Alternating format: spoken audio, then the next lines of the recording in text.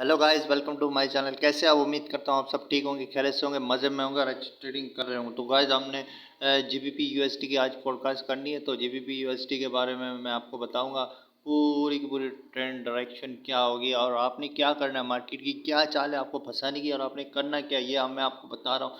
ठीक है ना? ये बहुत बड़ा गेम हो रहा है यहाँ पे जीबीपी यूएसडी के बारे में।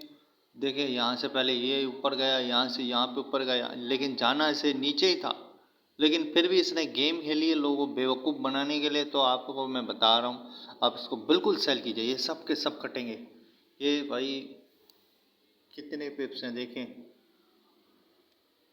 ऑलमोस्ट 3200 पिप आपको मिल सकते हैं। आप इसको सेल कीजिए बिल्कुल, कोई भी अंधाधुन इसको सेल कीजिए। मैं तो इसको जा रहा हूँ आपके सामने सेल करने के लिए। आप देख रहे हैं यहाँ पे, ये मैं सेल कर रहा हूँ इसको। तो मैं जब भी यूएसडी को सेल कर रहा हूँ, बस ख़त्म, मैंने इसको सेल कर दिया। आपको जितनी भी ओवर लिवरेज मत होइएगा, लिवरेज में रह के जितनी भी सेल करनी है कीजिए इसको भाई।